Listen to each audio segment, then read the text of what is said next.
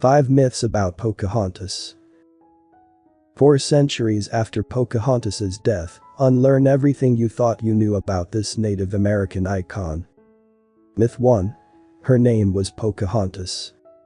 Born around 1596, Pocahontas was reputedly the favorite daughter of Wahunsenaca, known to the English as Powhatan, paramount chief of a coalition of some 30 Algonquian-speaking tribes in Virginia's Tidewater region. As is possible even today among the area's Native Americans, she received multiple names, including Matoaka and Amonute. Pocahontas was merely a childhood nickname, meaning little playful one or little mischief. It would not have been a name she would have kept throughout her life, says Camilla Townsend, a history professor at Rutgers University and author of Pocahontas and the Powhatan Dilemma. Yet, because John Smith, a founder of the Jamestown colony whose interactions with her would propel them both to lasting celebrity, called her Pocahontas in his writings, that's how she's become known to history. After marrying English tobacco planter John Rolfe in 1614 and converting to Christianity, Pocahontas picked up yet another name, Rebecca, and was sometimes referred to as Lady Rebecca. Myth 2. Pocahontas saved John Smith's life. In 1607, not long after arriving in Jamestown, Smith was captured by Wahunsenaca's forces and kept prisoner for a few weeks. According to Smith, his captors then held a ceremony at which they were on the verge of clubbing him to death when Pocahontas threw herself across his body and saved his life. This story has since been repeated endlessly and become the main component of the Pocahontas legend. Smith still has his defenders, but most historians doubt the veracity of his claim. No serious scholar believes that anymore, Townsend tells History. It doesn't ring true to Algonquian culture. She and others emphasize, for example, that the Algonquians never would have killed a prisoner of war in that way, they would have burned or tortured him to death instead, and that Wahunsenaca never would have indulged his daughter's wishes in such a circumstance. They wouldn't stop, just because a little girl says, "Stop, I like him," Townsend says. Moreover, as a child of 10 or 11, Pocahontas probably wouldn't have been allowed to attend such a ceremony in the first place. Some historians hypothesize that Smith misinterpreted the ceremony and that Wahunsenaca's true intent was to adopt him into the community and make him a sub-chief while establishing authority over him. Others, however, think Smith fabricated the story outright. They point out that he never mentioned the Pocahontas rescue in his first few accounts of Virginia, instead waiting until 1624, after Wahunsenaca, Rolfe, and Pocahontas herself were already dead. The fact that Smith, a notorious braggart, wrote of similarly being saved by other beautiful women has also sown doubts. There is no way Powhatan was trying to kill him, says Angela Silver Star Daniel, president of the Foundation for American Heritage Voices and co-author of The True Story of Pocahontas, The Other Side of History. If anyone was going to kill John Smith, it was his English comrades, Daniel adds, pointing out that he was arrested for mutiny on the voyage over to Jamestown, that he was sentenced to hang soon after for a separate incident, and that he was forced to return to England in 1609 following a mysterious gunpowder accident. Myth 3. Smith's claims were accepted as fact until relatively recently. At least some colonists distrusted Smith's tales from the very beginning, including Jamestown's first president, who called him a liar, and another Jamestown leader, who described him as ambitious, unworthy, and vainglorious. His writings were even mocked in a popular 1631 satirical poem. Early Americans, on the other hand, tended to treat him as a hero.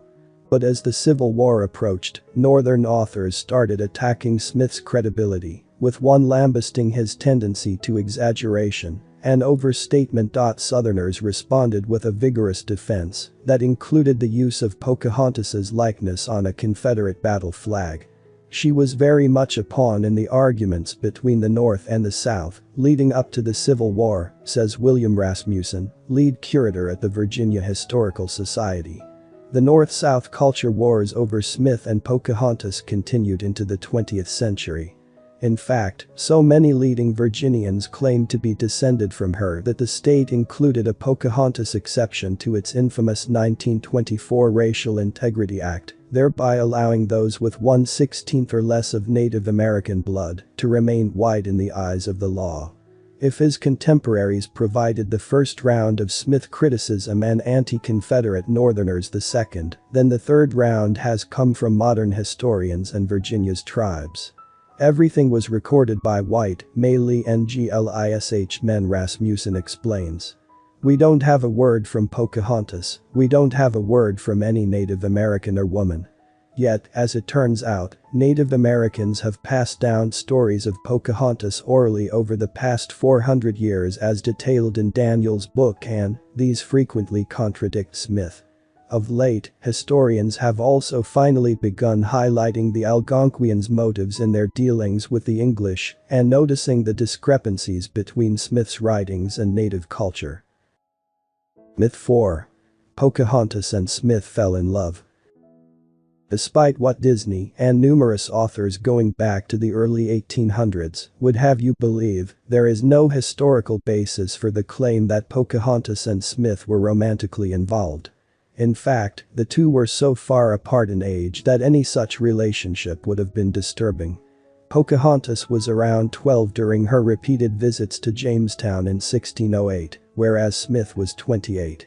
Smith departed Jamestown for good the following year, and the pair would not reunite until Pocahontas's lengthy trip to England in 1616 and 1617, when, according to Smith, she became so overcome with emotion upon seeing him that she could barely speak. As part of that exchange, she apparently accused the English of constantly lying.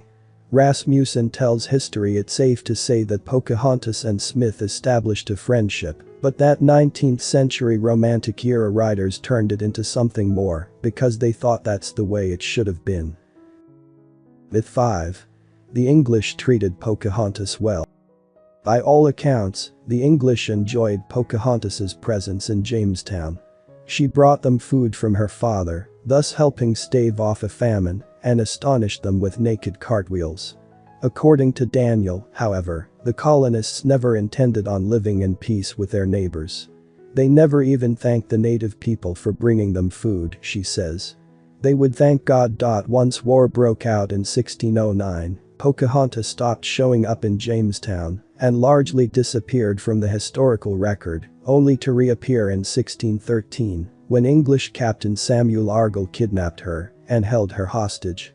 She gained her freedom only after converting to Christianity and marrying Rolfe, a union that ushered in an era of peace between the Algonquians and English that would last until 1622. Stories passed down by Virginia's Native Americans, along with one English source, maintain that Pocahontas was married to a warrior named Cocum prior to the abduction. Controversially, these Native American stories also state that the English killed Cocum and that Pocahontas was raped while in captivity. During her trip to England, Pocahontas was treated cordially and as an object of fascination, and even met the king and queen. But she fell ill and died around March 21, 1617, in the town of Gravesend, just after starting out on the voyage home. Most scholars put the blame on tuberculosis, smallpox or another disease, though her sister and brother-in-law, who accompanied her overseas, purportedly believed she had been poisoned.